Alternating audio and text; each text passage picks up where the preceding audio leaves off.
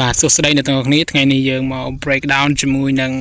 ពាក្យពីរដែលយើងតែងតែជួបជាពិសេសអ្នករៀនផ្នែកគ្រប់គ្រងទោះបីមុខវិជ្ជាផ្សេងៗក៏តែងតែជួបដែរនៅជីវិតការងារអញ្ចឹងពាក្យពីរគឺ responsibility និង accountability អញ្ចឹងពាក្យពីរហ្នឹងយើងមើល IPA របស់វាគឺខ្ញុំមិនមែនជាអ្នកច្បាស់អីប៉ុន្មានទេ IPA គឺខ្ញុំអាចអានទៅគឺ responsibility stability អញ្ចឹងពាក្យមួយទៀតគឺ accountability អញ្ចឹងពាក្យពីរហ្នឹងវាមានន័យខុសគ្នាយ៉ាងម៉េច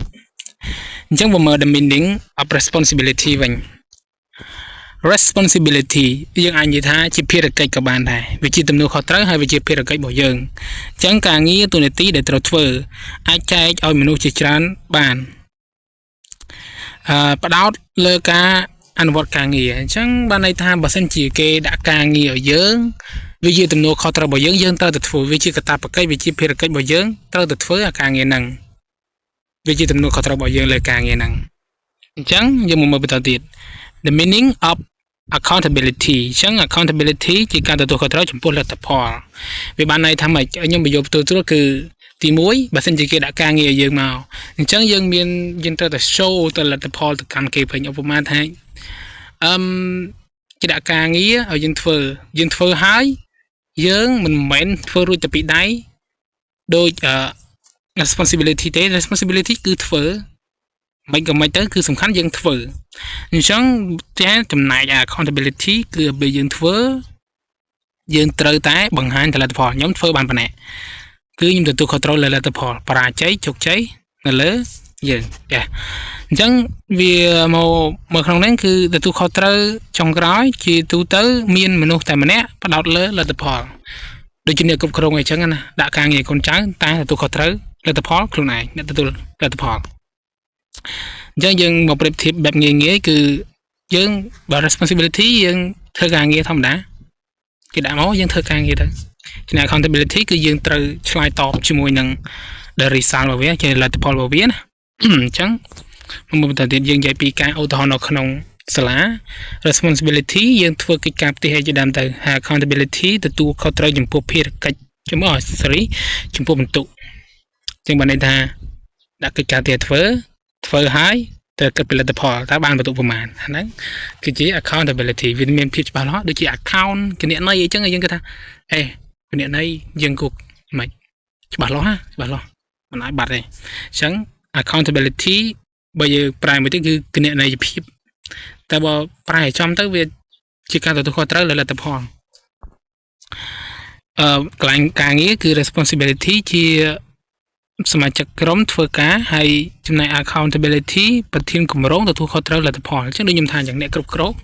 ដាក់ការងារកូនចៅធ្វើតែលទ្ធផលយើងអ្នកទទួលខុសត្រូវយើងជាមេគេយើងដាក់ការងារគេធ្វើកូនចៅគេធ្វើទៅ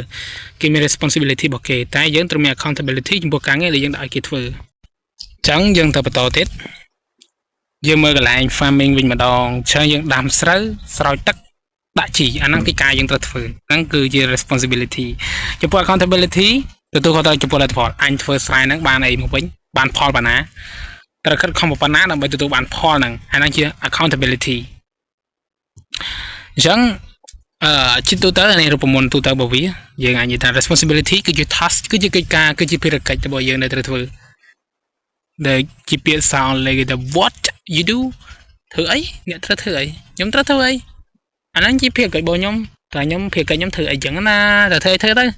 អាជាភារកិច្ចជាទូនាទីជា response របស់យើង response ចំពោះការងារចំណែក accountability result what you answer for តើអ្នកនឹងឆ្លើយតបការងារហ្នឹងយ៉ាងដូចម្ដេចឆ្លើយតបទៅលើការងារអ្វីឆ្លើយតបទៅលើលទ្ធផលអ្វីធ្វើការងារហ្នឹងបានលទ្ធផលប៉ុណ្ណាត្រូវសូទៅឲ្យមេខាងលើវិញអាហ្នឹងគឺជា accountability yes អញ្ចឹងជា common mistake គឺថាresponsibility និង accountability វាអត់ដូចគ្នាទេបើការប្រើប្រាស់របស់វាអញ្ចឹង responsibility ជាភារកិច្ចគេដាក់កិច្ចការមកយើងធ្វើអាហ្នឹងគឺជា responsibility របស់យើងចំណែកឯ accountability គេដាក់ការងារមកយើងធ្វើឲ្យទទួលខុសត្រូវចំពោះលទ្ធផលនឹងទៀតមិនអាចថាធ្វើរួចតែពីដៃបានលទ្ធផលឬបានលទ្ធផលអាណាទេអញ្ចឹងជាអ្នក ធ្វើការងារបើសិនជាក្នុងវិស័យគ្រប់គ្រងគេថាធ្វើការងារត្រូវចេញលទ្ធផលយើង perform លើអ្វីមួយត្រូវចេញលទ្ធផលឲ្យគេអញ្ចឹងជា conclusion many people can be responsible but someone must be accountable មនុស្សជាច្រើនត្រូវតែមានទំនួលខុសត្រូវតែមនុស្សមួយចំនួនត្រូវតែទទួលលទ្ធផលទទួលខុសត្រូវលើលទ្ធផលរបស់ខ្លួនឯងត្រូវធ្វើហើយត្រូវបង្ហាញលទ្ធផលឲ្យគេធ្វើឃើញទៀតអញ្ចឹង complete subscribe ដើម្បីឲ្យខ្ញុំមានកម្លាំងចិត្តក្នុងការស្វែងរកនៅចំណេះដឹងថ្មីៗចាស់ជួនអ្នកនរគ្នាទៀតបាយបាយជួបគ្នាវីដេអូក្រោយ